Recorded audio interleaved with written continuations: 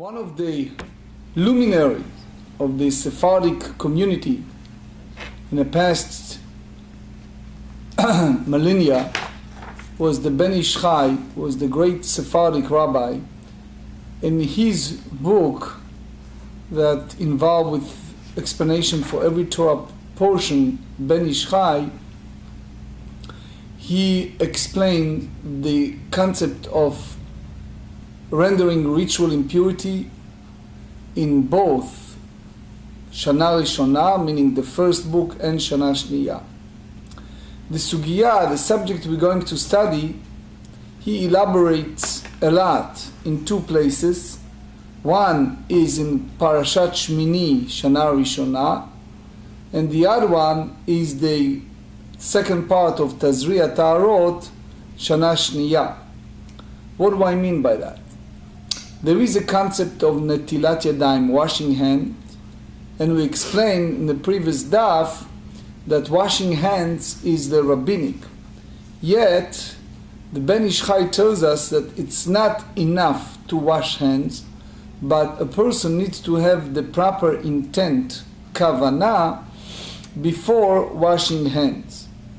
Now, the sugiyah, the subject we're going to discuss, is not only kavanah, the proper intent, when one washing hands, but in general, the kavanah, the intent, with each and every aspect of taharot. The great Rabbi Elimelech of Lizhensk explained in Tzetel Katan, in his short writings, that the person should always have this type of thinking in his mind, kavanah, the proper intent, with each and every mitzvah. Here, we're going to zoom in kavanah bat vila, when a person duck himself for the purpose of ritual impurity, how far you go with kavanah. Since we are dealing here with several chumrot de rabbanan, meaning the several stringencies that are rabbinic, then we go to all the details, such as if a person duck himself and he walk out partially still in a mikveh, part not. What happen if the water are not total mikveh but come out of a wave, etc. So let's start the first one, the first subject, which is Tractate Chagigah, page 18b, 5 lines from the bottom of the page. Tanu Rabbanan. Hanotel yadav, one who washes his hand. Nitkaven yadav tehorot. Lo nitkaven yadav tmeot. If he intended to purify them, then his hands are pure. However, if he did not intend to do it, so his hand is not pure. The same, v'chen matbil yadav, one who immerse his hand, which is, you have a 40 se'ah water, which is the water that we need, the measurement for mikveh, and a person duck his hand, nitkaven yadav tehorot, lo nitkaven yadav tmeot, which it's a fascinating rabbinic thinking that it's not enough the action, you need to have the proper intent when you do that action, that rabbinic commandment. So the Gemara challenged that, and it said, "Ve'atanya, bein nitkaven, bein lo nitkaven, yadav tehorot." But we learn in the Braita that his hands are pure, whether he intend or did not intend to purify them. So here you see a contradiction between the two. Amar Rav Nachman lo kashya, it's not a question. Kan lechulin. Here, the first Braita is referring to what? To a non-sacred food. So he doesn't need to have the proper intent to purify his hand. Page 19, kan, and on the other Braita, the first Braita is lema'aser, for tithe, which the intention to purify oneself is required.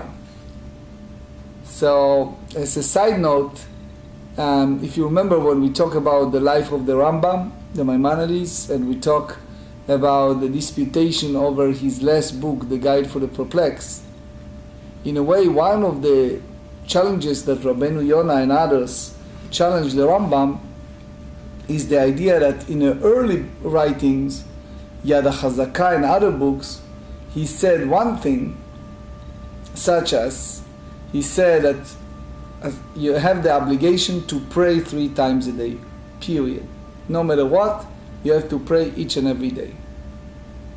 The Guide for the Perplexed, he goes with the length explanation how full are they who had just a lip service, and he basically said that it's meaningless. One of the concept of ta'amei mitzvot, explanation of every mitzvah, it requires the kavanah. So for some it will look like a contradiction, but study this Gemara, I may put some light on the meaning of the Rambam, which is you have some act of obligation, you have some that the intent is not only advisable and recommendable, but it's required.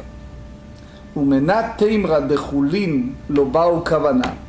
So how do you know that non-sacred food does not require the intention, that one is purified himself for the sake of eating? Ditnan. This is a very interesting Mishnah in Tractate Mikveot, chapter 5, and we're living close to the ocean, so I think it makes a lot of sense. Gal shenitlash uvo 40 se'ah. Well, those who involved with water skis and other fun with water can find it interesting. You have a large wave, very large wave, and that large wave contains a 40 se'ah. Now, hypothetically speaking, that fellow, let's trace a scenario, he's standing on his boat, he's jumping out of his boat, right, to that wave, and while the wave is in the air, is duck himself. Now look what happened. This wave is uprooted from the water, and then v'nafal al adam v'al hakelim. So imagine it was a person who was impure. Now let's start with the first scenario. Person is impure. He is on the city shore, right? He's sitting there. Now all of a sudden the wave come out of the water, detached from the water, contain 40 se'ah, and cover him and or utensils that are impure. So for sure it wasn't involved any act of kavanah, act of intent. So they said here tehorim, they are pure. So even though this wave was attached to the water, when it's in a way touched the person or the utensils, if that wave contained 40 se'ah, by this force of circumstance, it's considering tevilah. Why? Because the water contained the regulation of mikveh, kosher mikveh, is number one, they need to have the measurement of 40 se'ah. Number two, they have to have which we call ashboren, which means they have to be in one location, which is they should not be zochalim, meaning that they are moving from one location to the others. So these basically talk about raining water. But if you have a creek or river that the source is the spring water, they are okay to use them for ducking and mikveh, even the water are moving. And even they do not contain 40 se'ah, and you can use it for utensils. As you know, if you look at the utensils mikveh in Baltimore, they do not contain 40 se'ah. So the big question is, if you remember when we study Mikveot, chapter 5, it's a big disputation. What happened when you're speaking about the ocean or the bay places like that, if they hold the same as mikveh or the same as a creek. So here we follow Rabbi Yossi that said that the water of the ocean the same as a creek, and therefore if you have a wave that come out of the water has the same halachic status as zochalim, which is a mime that they are moving water, and even that is detached from the water when you come to the city shore, it still have this halachic status of ma'ayan, of creek, as long as he is moving as the power of the water. So the more on that is the shach in Yoreh De'ah, Reish Aleph. Ktane Adam, Dumya Dechelim. So we here compare a person and utensils the same way because the Mishnah brought together both of them. Ma kelim de lo mechavnei. Since you can't tell me that those utensils has any type of intent because ein bahem da'at, they don't contain any brain, any thinking, yet even it happens by coincidence they are now pure. Af adam de lo mechaven, even a person who not intend for the purpose of purification, yet he is pure. So it means what you see here, that at least when it's come to chulin, to a non-sacred, you do not need to have the proper intent, because it happens. You hear me say many times to people, we say, oh, we're not religious. I said, sometimes you're doing mitzvot, you're visiting a city, you're doing a mitzvot, even sometimes more, or at least the same as a religious person. So here the person sitting there, he is not intent to duck himself in the mikveh by any means, and is impure. Yet the water covers him, and he's now pure, like it or not, he's pure, by halacha. So the Gemara said, Umimai, why you come to that conclusion for this Mishnah? Dilma, this guy is beyoshev umetzape ematai tale shagal askinan. This guy is a wise guy. He's sitting there and he wants to be pure.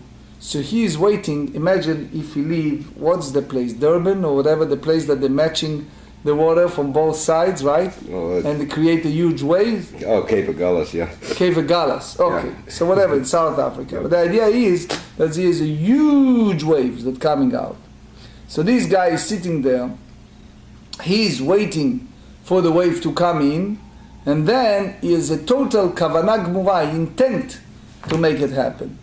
Vekelim dumya de adam. And now you switch it the other way around. Ma adam dvar kavana, the same way as a person have his intent because he is bardat, he have the sechel, the brain. Af kelim dim chaver lehu, what the person intent to put these utensils in order to be purified. V'chi teima beyoshev umetzape, if you tell me that this person is already sitting there and waiting, Maile memra, it's obvious. What's the chidush here? It's obvious that they are pure. Sal kadata chamina, you may think ligzor, that we may put a decree that he should be pure by the rabbinic law. Dilma atel mitbal bechardalit shel gshamim. What happened is you have two sides of water. You have a water that's coming out of the heel. So basically, because it's coming off the heel, so you think that each drop, it's independent. So if you collected all this water together, there is school of thought that said that how about if we consider that as a ducking? So they said no.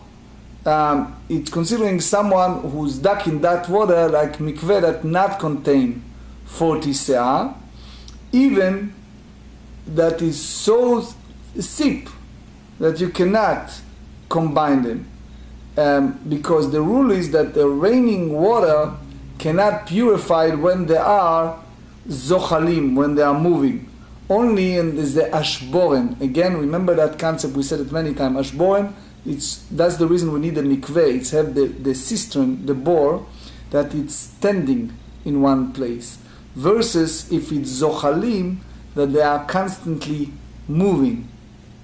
So Rashi tells us that we may think that the Chachamim put a decree that someone who dug himself in that wave that detached from the water, the tvilah, the ducking is not befitting. Why? Because this guy will think that next thing I can do, I can go to a place that they have a sipping water and go to that and duck himself. So they said, Iname nigzor rashin atu keifin or kipin. Another idea, another notion is that it should be decreed that purification by means of the edges of the water waves that comes in contact with the ground should be ineffective due to the upper arcs of the waves. So, kamash melan de lo gazrinan. So therefore, the Mishnah teaches us that we do not have this decree. So the whole idea when the Torah speaks about mikveh, about ritual bath, the Torah speaks about mikveh that is ducking in the ground. That's what Rashi said. Umenat teimra de lo matbilin bekeifin. So how do you know that they don't use it to immerse in the arks? The Tanya, we learn in a Braita, matbilin berashin ve'en matbilin bechipin lefi she'en matbilin ba'avir. Beautiful. Okay. The Torah said in the book of Leviticus, chapter 11, ach, only ma'ayan ubor. Meaning, you have to have a cistern or pit that dig in the ground in the stable location, and that's the one you can use for the mikveh. That's the way sages unanimously hold. It's basically the one who crystallized it in a very clear way is the Kesef Mishneh, which is the one of Nosei Kelim of the Rambam, Hilchot Mikveot, chapter 9. The truth is that the Avnei Nezer in Yoreh De'ah Reish Ayin Aleph said that there are all kind of exceptions, but we go here by the basic understanding from the Torah. So we said, if it's Maim Zochalim, okay, if it's moving, so the Tvilah lo alta. We don't count that. So it's Leinu by us here, what we're speaking about, 40 se'ah, 40 cubits. So even you have this large wave, for example, is detached in one time, but it's called, by the way that the Avnei Nezer put it, it's called Hefza Achat. It means that it's not a regular case of Zochalim, of water that they are moving. So what happened that it's in the air? He may jump in this wave of 40 cubits. So they said no. The Torah meant that it has to be in a settled, stable place in the ground. So here the idea is that we don't hold that. For example, there is a discussion about the kippah, mekoma mekubal. You have a wave, and David will tell you at the end of the wave, at the top, how it looks like. What do you say it in English? It's like a kippah at the end of the wave. Yeah, I mean it's mekumar. It's like yeah, the top of the wave. I mean the that, but it changed. It's different. It's different. It's different shape. Right. Yeah. It's when it starts to break. Yeah, you see something change at the top. Right. That's when it's breaking. When it's called the waves are breaking at that point. So you said in that location, when it's moving. It doesn't have which we call tzurat vila. It's not the regular manner of only when it's come to the ground, then it's a manner of ducking the water. Okay, but what we come out of all of that is, if someone had the intent, he was planning to be ritually purified by getting inside this wave. So this is a very big chidush for the Mishnah, that if we have a non-sacred item, you do not need to have the proper intent to be purified. Ela, so the proof that the purification with regard to a non-sacred produce does not require intention, mehadet nan, this is a Mishnah, Tractate Chagigah, chapter 4. פירות שנפלו לתוך אמת המים. If a produce, a fruit, fell into a water channel, ופשט מי שידיו טמאות, and someone whose hand were ritually impure extended his hand, and then unetalan, and he lifted them up. So what is his goal? Of removing them from the water channel. So they said, Yadav tehorot, his hand are pure, even is not intent to purify them. Upeirot, when it's come to fruit, einan bechiyutan. So fruit are not included in a category of which the Torah call if water be put on seeds. So that's those perot not have hechsher tum'ah, the idea of receiving ritual impurity, because he did not intended to have the water on the top of them. Ve'im bishvil sheyudchu yadav. But if he put his hand in the water channel in order to wash his hand, yadav teorot, his hands are ritually pure. So it means that for sure kol sheken, if you have the kavanah. והפירות הרי הן בחיותן. So these fruits, they are part of what we said, if water be put on the seeds. Why? Because in his intention was to wet his hand, so he put his hands and intend to purify them, to wet them. By contact the fruit with the water renders them susceptible to ritual impurity. So the Mishnah teaches us that his hands are ritually pure in either situation, indicating that no special intention is required for purification. So that's the first shita, that's the way Rashi said, because eventually the owner are happy with that hechsher. So what do you derive from that as a maskana, as a conclusion? It's that chulin, non-sacred, lo tzarich kavana. If the person have that, maaser, tzarich kavana, needs to have intention. Eitivei rabba le Rav Nachman, hatovel lechulin. So here is a case that one who immerse for the purpose of eating non-sacred food.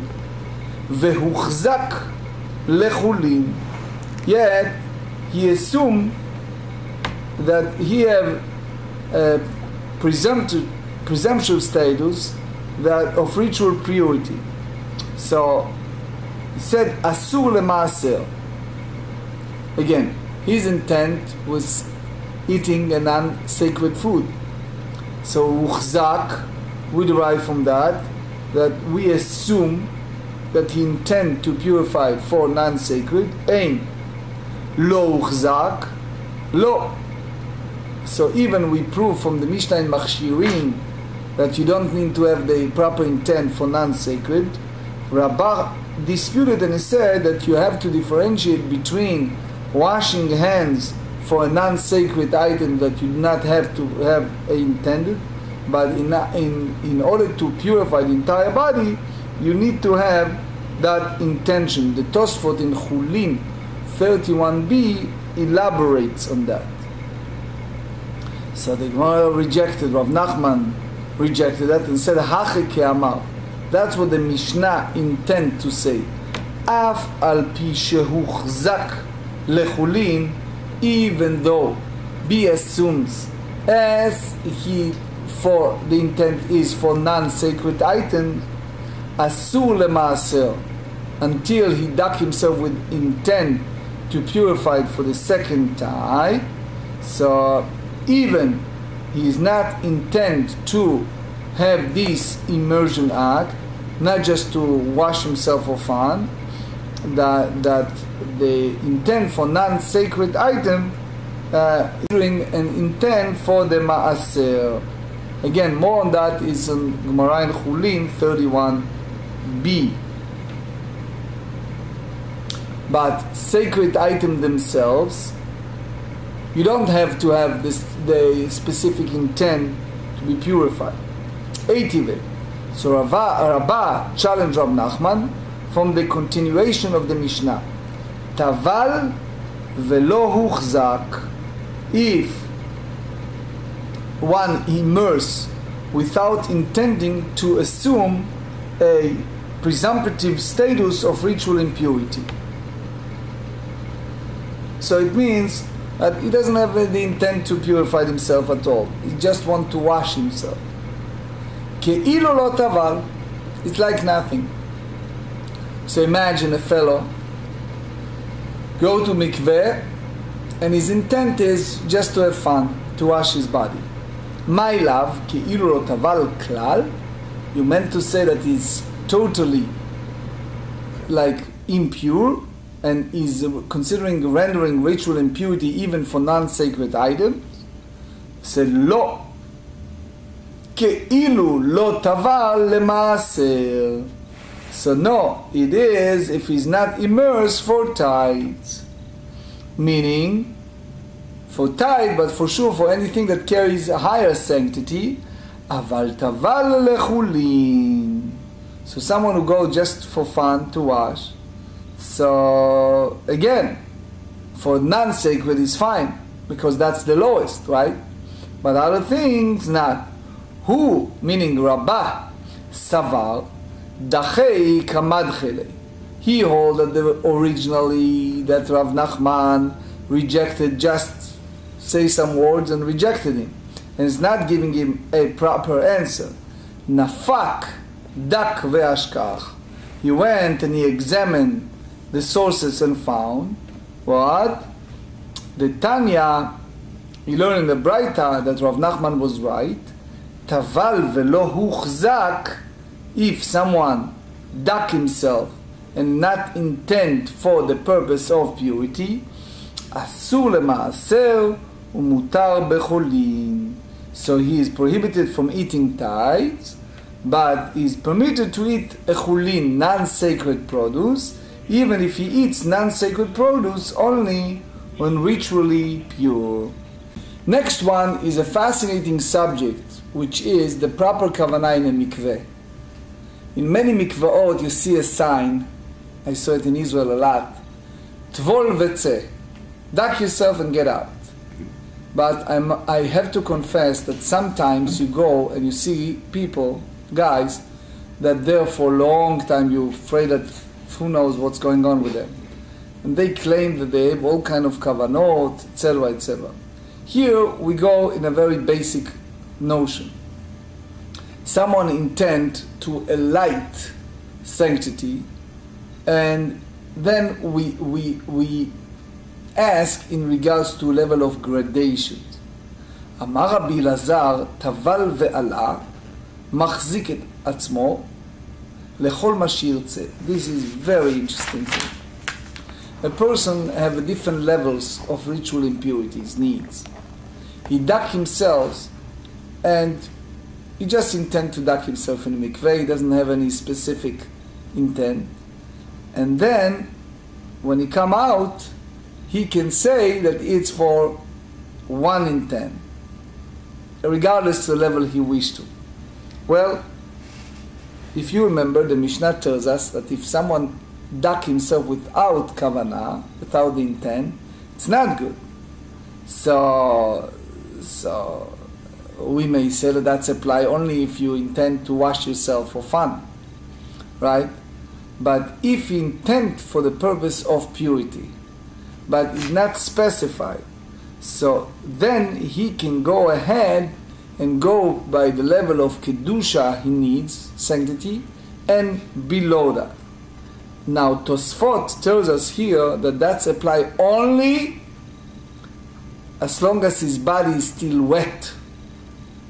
So as long as his body is still wet, he can make this statement. The Turevan elaborates, and he said that it's also Maritz Chayut, he said that it's applied from the concept of Breira. If you remember, we discussed in the past a lot the rabbinic big discussion of Breira. Breira meaning a retroactive act. So you duck yourself, and now in a way retroactively you want to be considered as pure in a certain level. So you have to be clear what is the idea of huvrar lemafria if you retroactively agree that that's applied to this specific purpose. Here we talk about different level of kedusha, meitivei. So we challenge that. Odeu raglo achad b'mayim.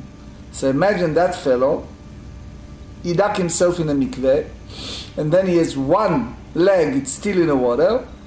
Uchzak ledavar kal. If he intend to a light ritual impurity, machzik atzmo ledavar chamur. However, Allah, if he is out of the water, totally order, shuv eino machzik. He cannot go by any. My love, eino machzik klal. So, in my book, Biura Klomar Berashi, I elaborate on this Rashi. Rashi said, Klomar, ben שהחזיק עצמו בשעת טבילה בדבר קל, בין שלא החזיק עצמו לכלום, שוב אינו מחזיק. So here, Rashi here the issue. What's the idea of לא מחזיק? You mean to say that he intend for something light, now he cannot go for something stringent. What exactly involved here? Why is the issue? So later we're going to learn the concept of good achid and good asik. What does that mean? Good achid is you can go and descend, that you are still in the mikveh. Part of the body is still in the ritual bath. Good asik, which means that it's already out. You're out from that. So the Gemara said, Lo, odeu. You still have one leg in the water. Af al-pi shehuchzak machzik. They said, even that if he's still in the water, then although he previously intended to assume a presumptive status of ritual impurity for minor matter, he may now intend to assume ritual impurity for the highest. Why? Allah, if he ascended, im lo uchzak machzik. If he did not intend to assume that status, so machzik, he hold. But im uchzak, if he intend for certain kedusha in that time, sanctity eino machzik, he cannot go for something that is the highest, because his intention was fixed when he ascends from the ritual bath, which means you have a huge difference here, that he wants to change. Now, the question is, when you can change. When you're still there, still in the mikveh, that's one thing. But when you are out, that's a different story. Now, in order to change, you need to have koach gadol. It's not simple. Mantana, who is the Odeu Regel Achad B'Mayim?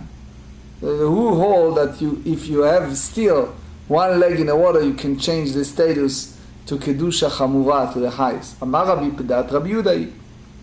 Vitnan, we learn in Tractate Mikvarot, chapter 7, Mikveh Shenimdad, said if you have a ritual bath that was measured and found Ve'yesh bo 40 se'ah mechuvanot, and the founder contained 40 se'ah of water,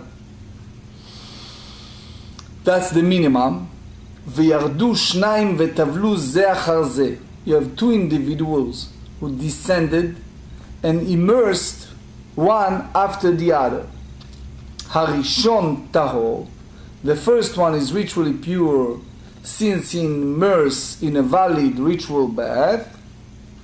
Ve'asheni tameh. But the second is ritually impure because a small amount of water clings to the first individual. So the ritual bath subsequently holds less than the requisite amount, and therefore it does not purify the second individual. Amar Rabbi Yehuda, Im hayu raglav shel rishon nogot b'mayim, if the feet of the first one were still touching the water, so that he had not yet come out of the mikveh entirely, while the second one immersed, so they said, Af hasheni ta'or, the second one is also ritually pure. Why? Because the water on the top of the first one heads are still attached to the mikveh. So the shi'ur, the amount needed, is in full. So also in regard to the intent, as long as his leg is in the water and the water on him are attached to the mikveh, it's considered that is a part of that ritual bath, and he can have the intent in any form that he wished. Just remember that that's not the Ikar Adin. All of that is Chumrot de Rabbanan, is the rabbinic stringencies. Later the Gemara explained that the Rabbi Yehuda hold that good achit, which means that is a principle of lowering the partition, meaning that an item positioned above another item is considered if it's contained downward, and therefore the water on the body of one immersing is viewed as descending into the ritual bath, so that the bath retain its requisite size. So that's the idea of, and basically the sages disagree with that. And if someone pull out the mikveh even partially, he cannot change his intent. So Amar Rav Nachman, now I'm going to read a paragraph and then I'm going to elaborate because it's all part of that. Amar Rav Nachman Amar Rabba Baravua, מחלוקת במעלות דרבנן, אבל מטומאה לטהרה דברי הכל אף השני טמא. והיינו דרבי פדת, יקרא דאמר אמר רב נחמן אמר רבא ברבוע, מחלוקת מטומאה לטהרה, אבל מעלות דרבנן דברי הכל אף השני טהור, ופליגה דרבי פדת. So here, he speak here that the whole idea of the higher standard of ritual impurity, it's established by the sages, is Chumrot de Rabbanan. So the question is that considering mikveh deoraita or not? It's by biblical concept or not? So this is the machloket. In the first girsa, it's only rabbinic. Because if you go by the oraita, you do not have the concept of good achit, which is the lowering the petition.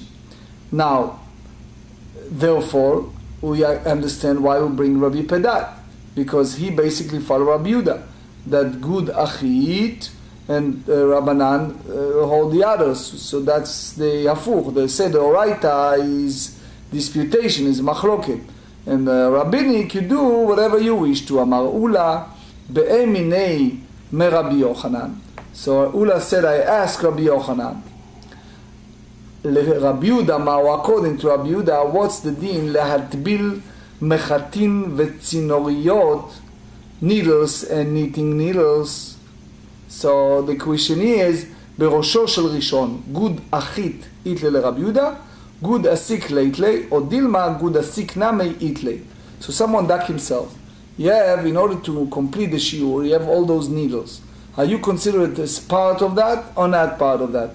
Are you said that it's lowering the petition, or you not accept the raising the petition? So the water of the ritual bath is not considered to raise up to one's head, making him part of the ritual bath as well.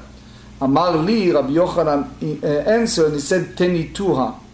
We learn the answer in the Braita. Shalosh gma mi yod. If you have 3 pits, 3 cisterns that contain water, banachal, which is the lower of the valley, ha'elyona, ha'tachtona, ve'ha'imtzait. You have the higher cistern, the middle, and the lower. העליונה והתחתונה של 20 סאה. The top one and the lower one, they have 20 by 20 סאה. Yet, והאמצעית, but the middle one, contain של 40 סאה, the 40 סאה. וחרדלית של גשמים, you see a flowing of water, which is called zerem mei gshamim, the flowing of raining water, overet beinehem, run between them, and thereby what happening is linking the link of the water between the 3. So it means that if you attach them, if you connect them, you do have 40 se'ah. Rabbi Yehuda Omer, Meir היה אומר, he called him Meir because he was a colleague of him, he was Rabbi Meir. So, anyway, matbil ba'elyona, you can use the upper side, so that the water of the middle, which contain the requisite amount of water for ritual bath, are considered to have ascended by means of rainwater into the higher part. So, since Rabbi Yochanan cites his Meir, his colleague's statement without comment, so we understand that he accepts the principle of raising petition. So Ula challenged that and said, Ve'atanya Rabbi Yehuda Omer, 19b, Meir היה אומר, מטביל בעליונה, ואני אומר בתחתונה, ולא בעליונה. So Rabbi Meir will say, one may immerse in the upper one, and I said in the lower one, but not in the upper one. So what you see here, you see that Rabbi Yehuda does not accept the principle of raising the petition. Amar lei itanya tanya, I'm backing out. So it means he can change it. So he follow Rabbi Meir that he hold good asik. Now we said in continuation of the Mishnah, hatovel lechulin v'uchzak lechulin. If someone immersed for the purpose of non-sacred food, and his intention was of assuming that it's the maaser, so we see that chulin, the non-sacred, and maaser sheni is not lo be'ota darga, they're not in the same level. Man matnitin, who is the Tana of this Mishnah?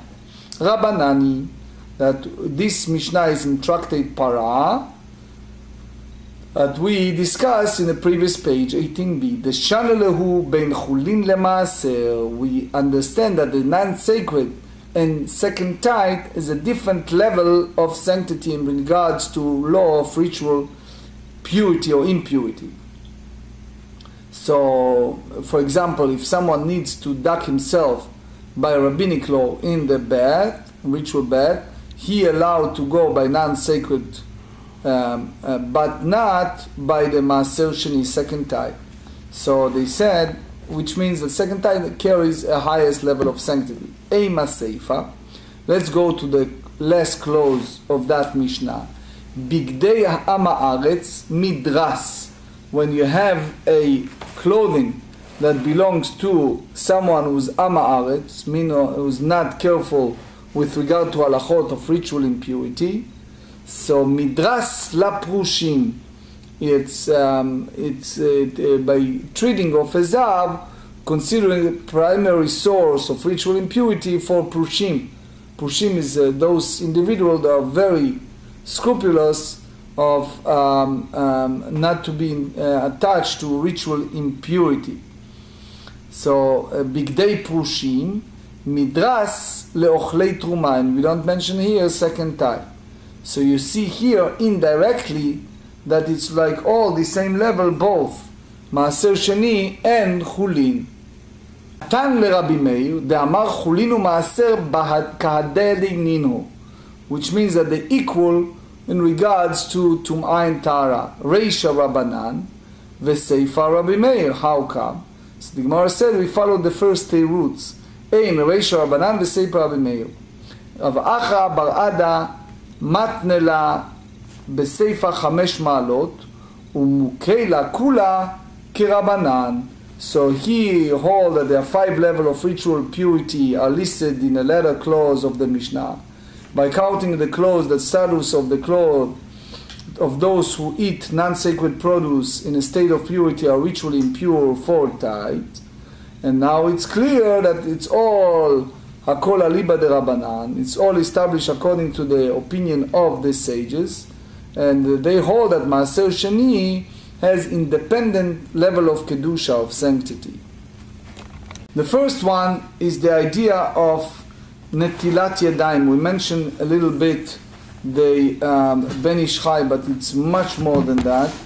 In general, when it's come to Netilat Yadayim, we need to have a proper kavanah. That's the Shulchan Aruch Orach Chaim 159. At the outset, one who washes his hand must intend to make feet for eating. The relevant intention is that of the one who pours the water over the hands, not the one whose hands have been washed by another. If the pourer did not have the intention at all, it appears that washing must be repeated. So according to the Rashba, his hands are pure with regard to touching non-sacred food, but not for the purpose of eating it. That's the Magen Avraham. Now, we explain that when it's come to mikveh, to duck ourselves in the mikveh, so that's Rambam's Hilchot Avodat Tumah, chapter 13. The sages instituted levels of immersion. Anyone who immerses without intention is pure only with regard to non-sacred food, but he may not partake of the second tithe until he immerses, when the particular level of purification is mild. So in very short, for us, just to know that we take a very serious consideration the intent.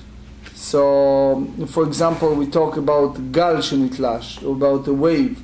If a wave containing a 40 seah became detached from the sea and fell on the individuals or the vessels, so they are ritual pure for the purpose of non-sacred produce. But again, since it's not have the intent, you have the issue of the effectiveness. So the very basic for the chulin, it's okay, but others not. The last halacha, it's in regard to mikveh metzumtzam. So in a case when 2 individuals immerse one after the other in ritual bath, mikveh that contain exactly 40 seah, the immersion of the second individual is ineffective. Even if the first one was still contact with the water when the second one immersed. That's basically the Shulchan Aruch Yoredea 201. The Aruch HaShulchan claims that the same halacha applies even if the entire body of the first individual, apart from his head, was still in the water. So again, those measurement of 40 seah is crucial to usually in a permanent mikveh exceeded the 40 seah.